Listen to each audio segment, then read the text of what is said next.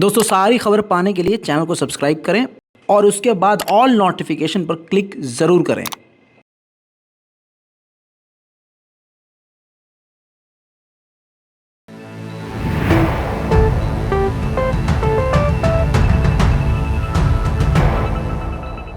तुर्की का जानी दुश्मन। जी हाँ, सलाम नमस्ते सत श्री अकाल। मैं हूं रज़ा और आप देख रहे हैं रज़ाग्राफी की मिडिल ईस्ट स्पेशल रिपोर्ट। तुर्की का जानी दुश्मन कौन है ये उसी को पता होगा जो पिछले 2 साल से रज़ाग्राफी कंटिन्यू देख रहे हैं। ग्रीस। जी हाँ, ग्रीस तुर्की का जानी दुश्मन है। पिछले कई दिनों में कई बार आपको ये भी बता चुका हूँ कि तुर्की और ग्रीस में बिल्कुल ऐसे वाली है, भिड़ंत है। अब तुर्की उलझा हुआ है सीरिया में। इस मौके का फ़ायदा उठाकर हालात जंग के खुद ग्रीस भी बना रहा है। ग्रीस ने तुर्की के बेहद करीब, आराम से बोलूँगा और ध्यान से समझिएगा इस चीज़ को, तुर्की के बेहद करीब बॉर्डर पर ग्रीस ने युद्ध अभ्यास शुरू कर दिया है। मेरे जो पीछे तस्वीर चल रही है ये किसी ऐरे गैरे की और यूट्यूब से उठा के किसी नकली फुटेज को नहीं चला रहे हैं, ये एक्चुअल फुटेज है जिसमें ग्रीस ने अपनी पूरी ताकत तुर्की के खिलाफ इस ड्रिल में झोंकी है। दोस्तों इतना ही नहीं, इस ड्रिल का नाम क्लोसोस 2022 रखा गया है, जो कि सिर्फ तुर्की के खिलाफ इसमें ड्रिल की जा रही है। जंग के पैतरे को आजमाया जा रहा है। ख़तरनाक मोर्टार बॉर्डर पर तुर्की के खिलाफ दागे जा रहे हैं और ये तस्वीर तो मैं आपको अलग से दिखाऊंगा ताकि आप समझ सकें कि मामला कितना गंभीर है।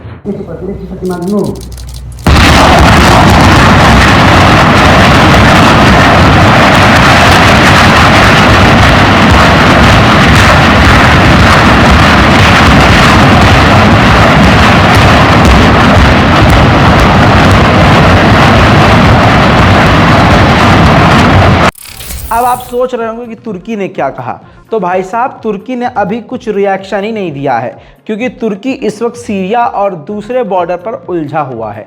ऐसे में ग्रीस ने अपना काम कर दिया है और अपनी ताकत दिखाई है। अमेरिका की तरह ग्रीस भी काफ़ी ताकतवर है, ऐसा नहीं है कि ग्रीस हल्का फुल्का है।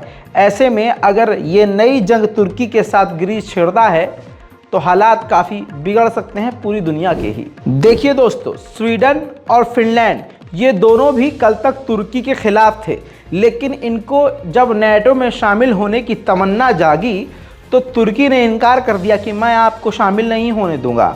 ऐसे में स्वीडन ने तुर्की से पूछा, फिनलैंड ने पूछा भाई साहब क्यों, तो उन्होंने कहा कि पीकेके और कुर्दिश आतंकवादियों को आप समर्थन देते हैं, बॉर्डर पर हमारे खिलाफ जो गतिविधि होती है आप उनको गिरफ्तार भी नहीं करते, ऐसे में मैं आपको शामिल नहीं होने दूंगा, रजब तैयब एर्दोगान ने कहा। अब रजब तैयब एर्दोगान ने शर्त रख दी थी कि अगर आपको नेटो में शामिल होना है तो आपको हमारी बातों को पूरा करना होगा, तुर्की के खिलाफ जो आतंकी संगठन है उन पर कार्रवाई करनी होगी। स्वीडन इतना बौखलाया हुआ है, इतना उत्सुक है और परेशान है, तड़प रहा है नेटो में शामिल होने के लिए कि उसने ये रिपोर्ट देखिए, टेररिस्ट, जी हाँ, बताया है कि स्वीडन ने पीकेके और केसीके टेररिस्ट ग्रुप के मेंबर को तुर्की को सौंप दिया है, गिरफ्तार किया है और पूरी तरह से उसके ग्रुप की जानकारी समेत कहा जा रहा है कि वो लीडर भी है, कई ग्रुप से जुड़ा हुआ था, उस आतंकी संगठन के बारे में ये पता चला है, उसको सौंप दिया है तुर्की को। अब आपको मालूम है कि तुर्की की हम बात कर रहे हैं तो तुर्की सीरिया में इस वक्त बिजी है।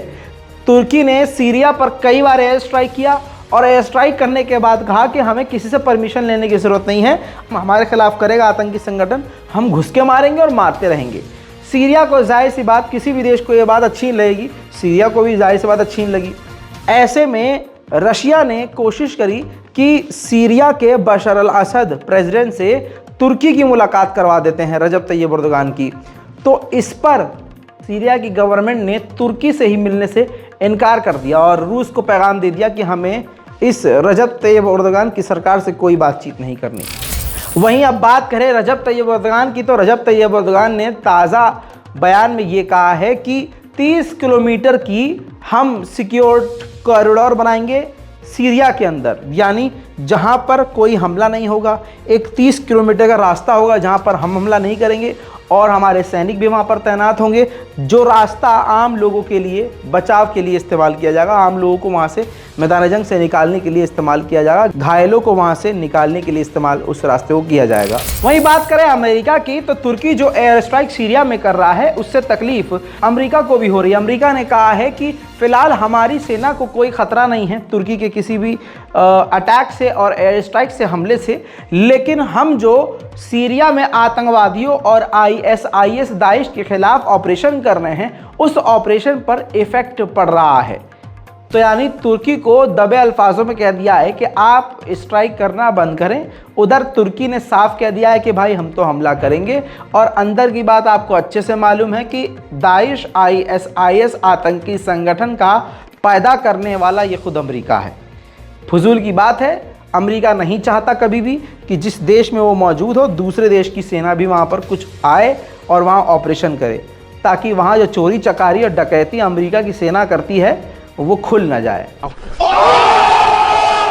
वहीं दोस्तों कतर में फीफा वर्ल्ड कप चल रहा है, आपको अच्छे से मालूम है।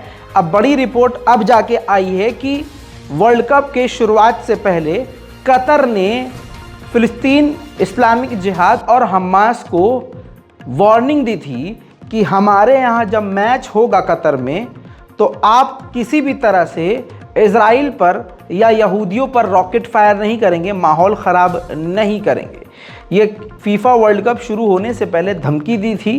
किसने? कतर ने हमास को और फिलिस्तीन इस्लामिक जिहाद को। जब से अब तक कोई भी हमला नहीं किया गया है गाज़ा की तरफ से, फिलिस्तीन अथॉरिटी की तरफ से, फिलिस्तीन इस्लामिक जिहाद की तरफ से, हमास की तरफ से। लेकिन ये खबर अब सामने आई है और अब ये इसलिए सामने आई है कि पिछले 2-3 दिनों में इज़राइल ने हद से ज़्यादा जुल्म फिलिस्तीन के लोगों पर कर दिया है। अब ऐसा अंदेशा है कि हो सकता है कि कोई ग्रुप इज़राइल के ऊपर रॉकेट न दाग दे। अगर ऐसा होगा तो कतर को ये अच्छा नहीं लगेगा, ऐसा कहा जा रहा है। दोस्तों मुसलमान पूरी दुनिया में इसलिए ज़िल्लत का सामना कर रहे हैं क्योंकि हमारे अपने लोग ही हमारे पीठ में छुरा घोंपते हैं। ऐसे ही इज़राइल आतंकवादी आतंक में इसलिए आगे बढ़ रहा है निडर, क्योंकि हमारे ही अरब देशों ने इज़राइल की गोद में अपना सर रख दिया। अब्राहम अकॉर्ड के मुताबिक, जी हाँ, अब्राहम जो डील हुई है इसमें यूएई और 2 देशों के साथ बहरीन भी था। तो बहरीन अब पहली बार, ये डील होने के बाद पहली बार कोई सीनियर अधिकारी इज़राइल का बहरीन पहुंच रहा है। रिपोर्ट ये देखिए, जी हाँ, ये इज़राइल के प्रेसिडेंट, जी हाँ, इसाक हेरज़ोग, याद रखिएगा, ये जो हैं कहाँ जाने वाले हैं? बहरीन। बहरीन में संडे को ये पहुँचेंगे, यानी आज के दिन ये पहुँच चुके हैं। तस्वीरें आना बाकी हैं, लेकिन वहाँ पर इनके आने से पहले कल रात और परसों से ही ज़बरदस्त प्रदर्शन होना शुरू हो गया था। ये ताज़ा तस्वीर वहीं की है। आपको बता दूं कि पोस्टर पर लिखा है इसाक हेरज़ोग गो आउट, इज़राइल कातिल है, इस तरह के नारे लगे। लेकिन आप समझ सकते हैं जिस देश की सरकार ही मुसलमानों से गद्दारी कर दे तो हाल उस देश का क्या होगा। उधर ईरान के नए ऐलान से America, Israel, France, Germany, Britain, इन सबका जो पैखाना ढीला हो गया है, दस्त आना शुरू हो चुके हैं। क्योंकि सोचिए पूरी दुनिया भर की सबसे बड़ी पाबंदियों के बाद, देखिए आपकी स्क्रीन पर पहले रिपोर्ट लगाऊंगा, ये देखिए इज़राइल की ही रिपोर्ट है। ईरान ने ऐलान कर दिया है सारी दुनिया की सबसे बड़ी पाबंदियों को झेलने के बाद कि हम अपना एक नया न्यूक्लियर पावर प्लांट बनाना शुरू कर चुके हैं। जी हाँ, और मीडिया में ये रिपोर्ट आ चुकी है जिसकी कीमत $2 बिलियन, जो कि काफ़ी बड़ा अमाउंट है दोस्तों। ये जो न्यूक्लियर पावर प्लांट है ये 300 मेगावाट की साइट बताई जा रही है ईरान के अधिकारियों की तरफ से, और ये ईरान के वेस्ट के बॉर्डर की तरफ यानी इराक के बेहद करीब बॉर्डर पर ये बना रहा है। रिपोर्ट के मुताबिक लगभग इसको 8 साल लगेंगे, लेकिन मिडिल ईस्ट और दूसरी रिपोर्ट को देखें तो ईरान इसको और भी पहले बना लेगा। ईरान के जिन साइंटिस्ट ने यह खुलासा किया है जिससे पूरी दुनिया में हड़कंप मचा है, वो साइंटिस्ट ज़रूर मैं आपको दिखाऊंगा, सुनिए उनका बयान।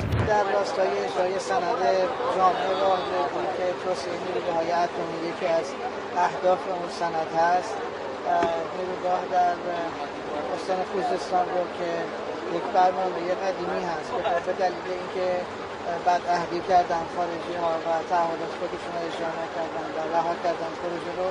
سالیان سال بود که این پروژه متوقف مونده بود. به یاری افتادا با استفاده حداکثری از توانایی ساخت داخل اولین بخش از این پروژه و سایت نیروگاهی رو امروز عملیات‌های مربوط به آماده سازی زمین تازه پیران نیروگاه ایستان نگاهی که در حقیقت تولید برق سایت رو میخواد انجام بده و آماده سازی. अब सोचिए IAEA का क्या हाल होगा। इस खबर के बाद IAEA का बयान आया है कि हमारे रिश्ते काफ़ी ईरान के साथ ख़राब हैं, हमको ठीक करने पड़ेंगे, इसको बैक ऑन ट्रैक, इसको ट्रैक पर लाना पड़ेगा। साथ में ये भी कह दिया है कि ईरान बहुत तेज़ी से यूरेनियम का संवर्धन कर रहा है और काफ़ी जल्दी से वो परमाणु और ख़तरनाक बम बना सकता है। कुल मिला के IAEA समेत बड़े बड़े ईरान के दुश्मनों की सिट्टी पिट्टी गुम है।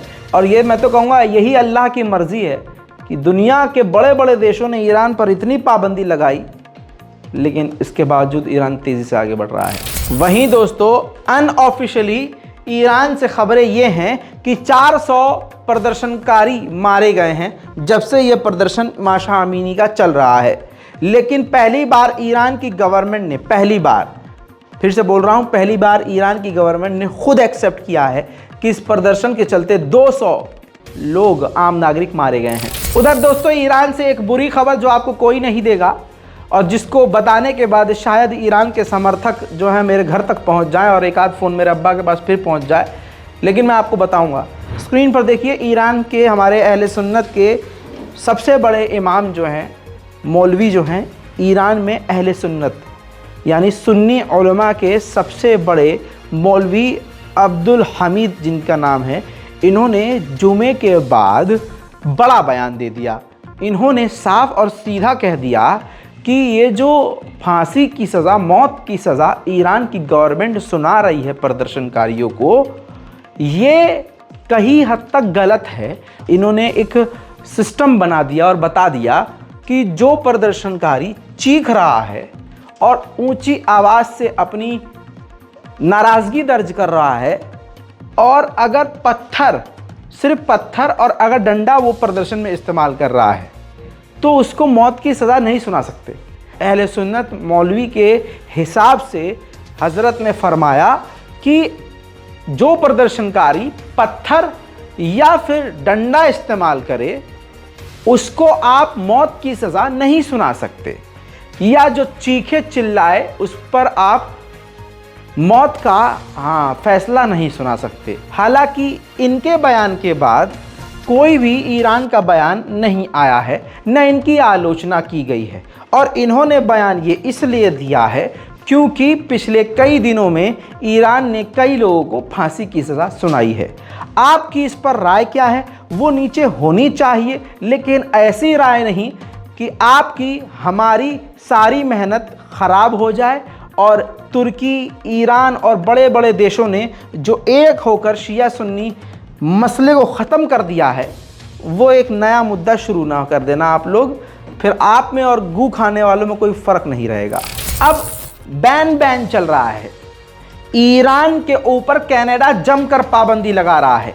ईरान के पूर्व अधिकारी और एक पुलिस अफसर थे, उनके ऊपर कनाडा ने पाबंदी लगा दी, जिसके बाद ईरान ने पहला कदम उठाया और कनाडा के बड़े अधिकारियों को बैन कर दिया। अब दोस्तों इसके बाद तिलमिलाएगा तो ज़रूर। जो पाबंदी सिर्फ ईरान पर लगाया करते थे, जब ईरान उन्हीं पर लगाएगा तो मिर्चा तो हर छेद में घुसेगा। अब आप समझिए हुआ क्या।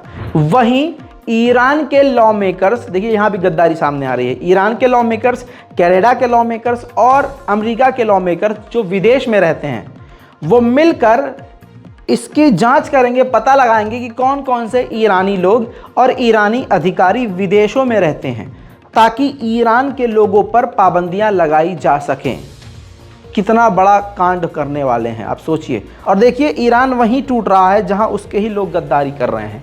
ईरान के वो लॉ मेकर जो विदेश में रह रहे हैं, कनाडा के लॉ मेकर्स, अमेरिका के लॉ मेकर्स ग्रुप बनाकर ईरान के लोगों का पता कर रहे हैं जो विदेशों में रह रहे हैं, फिर चुन चुन कर उन पर पाबंदी लगाएंगे। ईरान के खिलाफ षड्यंत्र कितना बड़ा है आप सोच भी नहीं सकते। खैर, इस पूरी रिपोर्ट पर मुझे यकीन है कि आप अपनी राय ज़रूर देंगे। रिपोर्ट को शेयर भी ज़रूर करेंगे, अपने व्हाट्सएप पर शेयर कीजिए, व्हाट्सएप स्टेटस पर इसका लिंक लगाइए, इंस्टाग्राम पे शेयर कीजिए, जहाँ जहाँ अपने दोस्तों और रिश्तेदारों को इसको फॉरवर्ड कर सकते हैं प्लीज़ इसको कीजिए। मैं हूँ रज़ा और आप देख रहे हैं रज़ाग्राफी। जय हिंद।